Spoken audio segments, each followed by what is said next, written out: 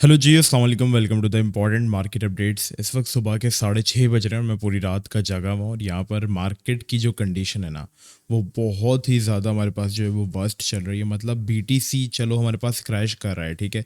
Like अगर आप देखेंगे तो वो 68 से गिरकर हमारे पास जो है वो 11% तक क्रैश कर गया। लेकिन एक एवरेज ऑल्ट कॉइन जो है वो यहाँ पर इतना गंदा इफेक्ट हुआ है कि अगर हम सबसे बड़े ऑल्ट कॉइन इथेरियम की यहाँ पे बात करते हैं तो खाली इथेरियम अभी के दिन जो है, आज के दिन जो है, अगर हम आजकल के दिन की बात करें टोटल मिला के, तो आपके पास 12-13% जो है वो क्रैश करके और 3400 से इसकी जो वैल्यू है वो ऑलमोस्ट 2950 के ऊपर आके गिरी है।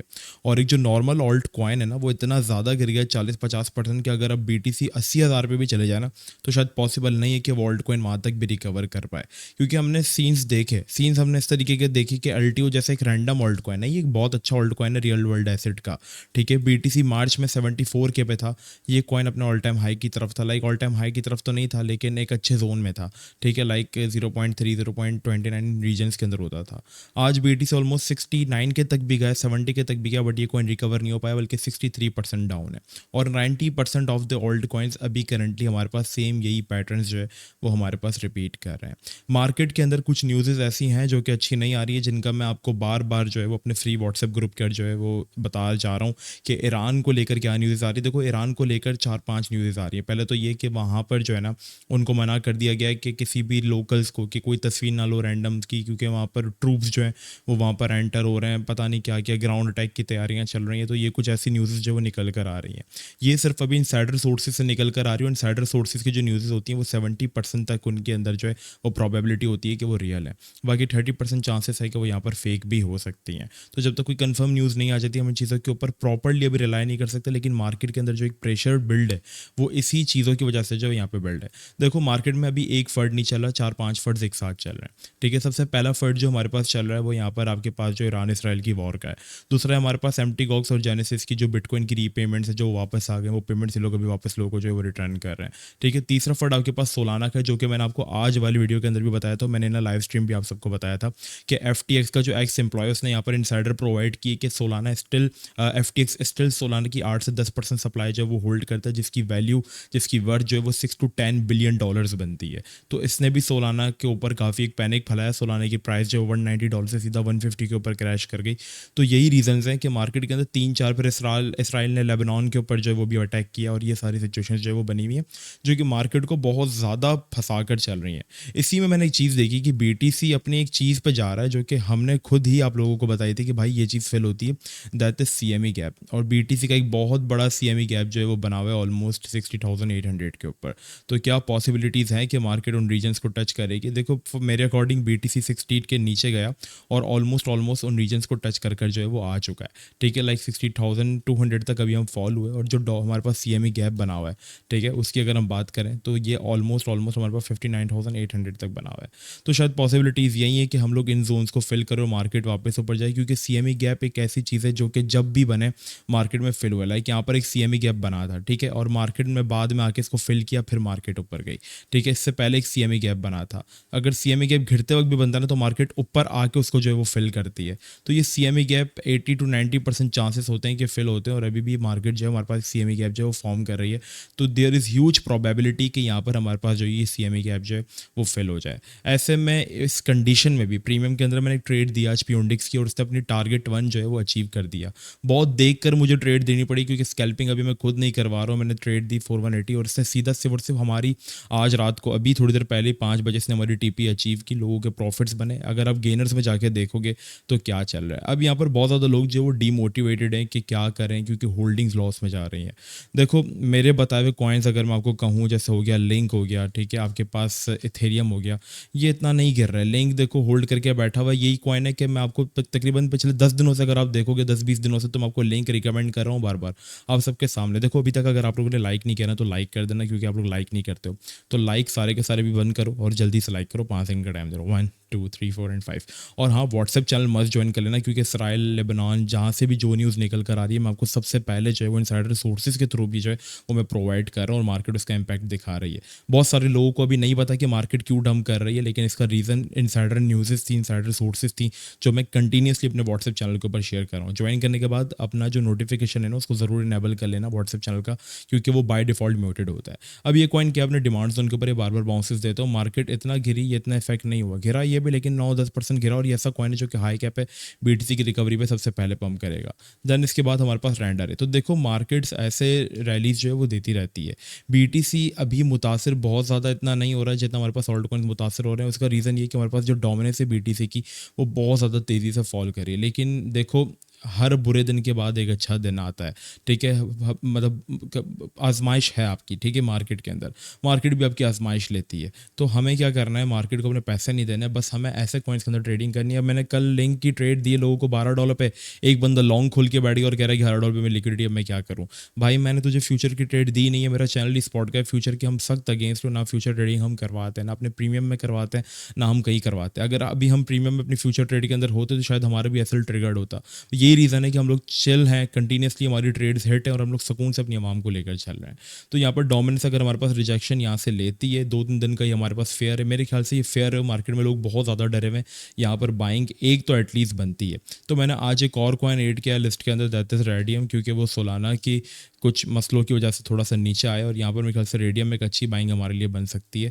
1.83 पर अगर आप चाहो तो बाई करो, बट मेरे अकॉर्डिंग 1.56 इसकी बहुत सेफ बाइंग है, जहाँ पर इसका एक वीकली डिमांड जोन भी अगर आप देखोगे तो फॉर्म हो रहा है। तो यहाँ पर अगर आपको इसकी बाइंग मिल जाती है 1.7 से 1.5 तक, तो ये बहुत अच्छा रीजन है। अब लोग डरे हुए कि क्या मार्केट गिरेगी। देखो मैक्सिमम हमारे पास जो बीटीसी, अगर हम टेक्निकल्स की बात करें तो बीटीसी अपने वीकली सपोर्ट के ऊपर आ गया है, उसी सपोर्ट के ऊपर आ गया जहाँ से मार्केट बार बार जो हमारे पास बाउंसेस ले चुकी है। मार्केट प्रीवियसली देख रहे हो ये जोन, इसके नीचे जो हमारे पास गया टाइम, इसको हम कहते हैं एक तरीके से मैनिपुलेशन, ताकि रिटेलर्स को जो है वो यहाँ पे पैनिक करा के आउट कराया जाए, ठीक है। एक स्ट्रक्चर जो बीटीसी का चार्ट यहाँ पे फॉर्म करे, और ऐसा लास्ट टाइम भी हुआ था जब सीएमई गैप बना था। अगर मैं आपको दिखाऊं तो यहाँ पर हम 4 आवर्स का चार्ट ओपन करते हैं, ठीक है। 3 आवर्स का नहीं, 4 आवर्स का। Give me a minute, okay. नींद में हो तो इसलिए मेरे से सही बोला भी नहीं जा रहा, आप लोग नोट कर रहे होगे ना, तो ये रीज़न है। देखो ये हमारे पास डिमांड जोन बनी थी, ठीक है, और इस तरीके का हमारे पास एक स्ट्रक्चर फॉर्म हो रहा था, ठीक है। सेम ऐसा स्ट्रक्चर हमारे पास थोड़े टाइम पहले भी जो था वो बीटीसी ने फॉर्म किया था इस रैली से पहले। और ये स्ट्रक्चर जब हमारे पास फॉर्म हुआ था ना, तब मार्केट ने ऐसा ही एक नीचे की तरफ फेक आउट जो था वो किया था, जो कि हम लोग देख सकते हैं इस सूरत में। और जैसे ये फेक आउट हुआ, ये फेक आउट नहीं था, बेसिकली मार्केट अपना सीएमई गैप फिल कर रही थी। अगर मैं आपको चार्ट्स के थ्रू दिखाऊं यहाँ पर, तो यहाँ पर अगर आप देखोगे बीटीसी ने जो था वो सिर्फ और सिर्फ अपना एक सीएमई गैप जो था वो इस जोन में फिल किया था। देख रहे हो आप लोग, सेम इसी तरीके से बीटीसी ने अपना सीएमई गैप फिल किया था। ये नीचे क्लोज हुआ, लोगों को लगा कि भाईजान डंप आ गया, बट यहाँ पर हमारे पास एक सीएमई गैप था जो बीटीसी, दोबारा मैं आपको थोड़ा सा पीछे ले जाके दिखाऊं कि फिल कर रहा था। ये देखो यहाँ पर था वो हमारे पास सीएमई गैप, जो कि डेली के अंदर आपको सही से दिख जाएगा। यहाँ पर आपको दिख जाएगा सही से। रुको मैं आपको सही से दिखा देता हूँ ना, ताकि आपके डाउट्स जो है वो बिल्कुल क्लियर हो जाए, ठीक है। ये देखो इस जोन के अंदर था हमारे पास एक सीएमई गैप, ठीक है, जिसको मार्केट फिल करने बस नीचे आई थी, सही है। तो सेम एग्जैक्टली ऐसा ही सीएमई गैप यहाँ पे फॉर्म हो रहा है, और बीटीसी अपने मेन चार्ट के अंदर एग्जैक्टली यही स्ट्रक्चर जो है वो फॉर्म कर रहा है, ठीक है। तो हमें यहाँ पर चाहिए कि थोड़ा सा पॉजिटिविटी को भी देखें। यहाँ पर थोड़ा सा रिटेलर्स को आउट कराया जा रहा है मार्केट के अंदर। मैं कह रहा हूँ ना आपसे, एक्सट्रीम अगर हम कहें तो फर्ड्स चल रहे हैं। और देखो अगर तो फर्ड्स में रियलिटी आ जाती है, अगर इसरार इसराइल की वॉर जो है वो ज़्यादा चल जाती है, तो फिर बीटीसी की यही प्रॉबिलिटी कि वो 52 के तक भी फॉल कर सकता है। बट अब हमारे पास मार्केट के अंदर ब्लैक रॉक जैसी बड़ी बड़ी इंस्टीट्यूशंस जो है वो इन है, तो शायद वो इतना ना गिरने दें मार्केट को, ठीक है। लेकिन ये है कि बीटीसी से अभी फ़िलहाल हमारा लेना देना नहीं जितना ऑल्ट से। So if you guys are in good altcoins, अगर आप लोग लिंक में हैं, अगर आप लोग इथेरियम में हैं, अगर आप लोग रेंडर में हैं, अगर आप लोग पीएचबी में, रेडियम में, तो ये सारे वो ऑल्ट कॉइन्स हैं जो कि आपके सामने जो है ना वो FTX का $400 बिलियन का क्रैश, लूना का $100 बिलियन का क्रैश जो है वो सर्वाइव कर कर आए। अभी की अगर जो सिचुएशन बनती है ना, वो कुछ भी नहीं इन कॉइन्स के लिए, और इन कॉइन्स ने हमारे पास डंप होने के बाद भी रिकवरी दी और अपने ऑल टाइम हाई पर गए। तो ये वो कॉइन्स है। फॉर एग्जाम्पल मैं आपको लास्ट बुल मार्केट के जो परफॉर्मर्स है, आप एक से इसको छोड़ो, मैं माना दिखा देता हूँ। ये सारे नैरेटिव कॉइन्स थे ना। अब क्या था, ये अच्छे कॉइन्स थे, तो मार्केट गिरती तो ये क्रैश करते थे, ठीक है, बिल्कुल क्रैश करते थे ये लोग, और अच्छा खासा क्रैश करते थे। बट मार्केट ने डायरेक्टली कभी भी पंप नहीं दिया। लास्ट टाइम इनको भी मार्केट ने खूब रुलाया है। मतलब एक एक दिन के अंदर यही माना कॉइन जो था ना वो 0.08 से क्रैश कर आपके पास जो वो 62% तक क्रैश कर गया था। वन डे का चार्ट अगर मैं आपको इसको ओपन करके दिखाऊं, जब मार्केट के अंदर लास्ट टाइम ऐसी जब पैनिक सिचुएशन आई थी ना, इसकी फौरन बाद ही ऑल्ट सीजन आया था, क्योंकि सारे रिटेलर्स को जो है वो निकाल दिया था। लाइक ये कॉइन जो था जब ये अपने ऑल टाइम हाई पर चला गया था, तो इसको वहां से जो है ऑलमोस्ट 77% डाउन कर दिया था।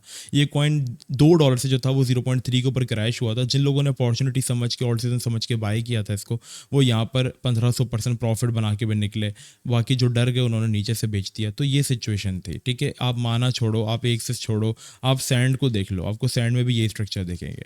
अभी फिर भी कॉइन्स जो है वो मेरे ख्याल से थोड़ा सा बेहतर होल्ड कर रहे हैं। देख लो सैंड का चार्ट, सैंड की जो वैल्यू $0.90 से क्रैश करके 0.14 पर आ गई, मतलब 83% क्रैश हुआ था। अगर हम अभी के नैरेटिव्स जिनको हम समझते हैं एनुअल टाइम में, जैसे PHB की AI कॉइन है, अगर हम उसकी बात करें तो आई थिंक वो शायद इतना नहीं गिरा, ठीक है। वो जस्ट 22% और 20% क्रैश हुआ है। फैट की अगर हम बात करें जो कि बेस्ट टीआई नैरेटिव का कॉइन है, वो भी इतना नहीं गिरा, वो भी शायद अगर आपके पास देखा जाए तो 17% तक क्रैश हुआ है। जबकि लास्ट करेक्शन में हमारे पास जो कॉइन्स थे जिनका नैरेटिव्स थे वो बहुत ज़्यादा गिर गए थे।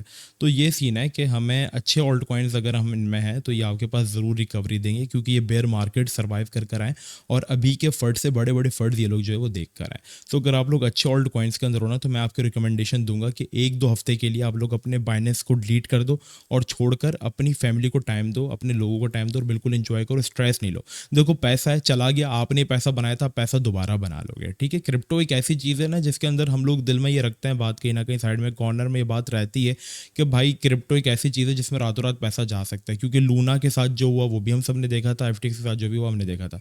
लेकिन जो कॉइन्स हमने होल्ड किए ना, लिंक, इथेरियम, PHB, फैट, ये सारे बहुत अच्छे कॉइन्स हैं। इंशाल्लाह मार्केट रिकवर हुई, ये थोड़ी देर का हमारा गम है, मार्केट रिकवर हुई है, सबसे पहले रिकवर करेंगे। फिर भी अगर मार्केट से हमें डम देती है तो मैं तो इन कॉइन्स को एक्यूमुलेट करूंगा भाई। मेरा तो ये सीन है कि अगर चला गया तो चला गया, क्रिप्टो से ही बनाया था, तो मैं 55% पोर्टफोलियो से इन हो चुका हूँ। अब जो होगा वो देखा जाएगा, ठीक है। बाकी चिल सीन है क्योंकि मैंने बहुत कुछ बनाया और जो मैं अभी इन्वेस्ट कर रहा हूँ समझ लो वो मेरा प्रॉफिट ही इन्वेस्ट करके मैं बैठा हूँ ऑलमोस्ट। इसमें से 55% मैं समझ लो 30%, 25% तो मेरा प्रॉफिट ही है, ठीक है, जो कि मैंने इसके अंदर री इन्वेस्ट किया हुआ है। बाकी इथेरियम 2950 में हमारी एवरेज खरीद है तो वहीं पर आया हुआ है। इथेरियम में हमारी लिंक में हमारी 11.8 पे एवरेज बाइंग है तो लिंक वहीं पर आया हुआ है। PHB में मेरी बाइंग 1.45 पे, तो PHB 1.3 पर आया हुआ है। रेंडर में मेरी बाइंग जो है 5.8 की, तो रेंडर थोड़ा सा नीचे हुआ। ये 2-3 कॉइन्स हैं जिनमें मेरी होल्डिंग थोड़ी सी नीचे, बाकी मैं नो प्रॉफिट नो लॉस के अंदर ही बैठा हूँ। बस मुझे बहुत अच्छा प्रॉफिट मिल रहा था जब मैं उम्रे पे गया हुआ था, ऑलमोस्ट तकरीबन अगर मैं बताऊँ आपको तो 20 से 25 लाख रुपए बनते थे, बट मैंने उसको बुक नहीं किया क्योंकि सारी जो मेरी होल्डिंग्स है वो लॉन्ग टर्म के लिए है। स्कैल्पिंग मैं कर रहा हूँ अपने प्रीमियम मेंबर्स के साथ, जो ट्रेड्स उनको दे रहा हूँ वही मैं दे रहा हूँ। जैसे मैंने अभी प्यूंडिक्स की ली थी, इसमें मैंने कोई कुछ यहाँ पे $400-500 बुक कर लिए, फिर मैं निकल गया। फिर मैंने इससे पहले लिंक वगैरह में कुछ ट्रेड ली थी, प्लस की जो होम ट्रेड थी उससे मैंने कुछ 3-4 लाख रुपये बुक किया, मैं निकल गया। तो बड़ा सेफ चल रहा हूँ, सिक्योर चल रहा हूँ, आराम से चलो। तो आप लोग भी ऐसे ही चलो, पैनिक नहीं करो यार, क्योंकि मेरी ये कोई पहली फर्स्ट टाइम मार्केट नहीं। अगर मैं भी फर्स्ट टाइम आया होता 2020 के अंदर तो मैं भी ऐसे ही पैनिक कर रहा होता। बट चिल सीन है, आराम आराम से चलो, अच्छे ओल्ड कॉइन्स के अंदर हो, बेफिक्र हो जाओ, मार्केट रिकवर होगी, सबसे पहले रिकवर होंगे। अभी सो जाओ जाकर, देखो ही नहीं मार्केट को कि क्या चल रहा है, ठीक है। ये मेरी रिकमेंडेशन है। बाकी free WhatsApp channel must join कर लो, इसका लिंक आपको मेरे बायो में मिल जाएगा और नोटिफिकेशन इनेबल कर लेना। चलो सो जाओ, अब मैं भी सो रहा हूँ, अल्लाह हाफिज़।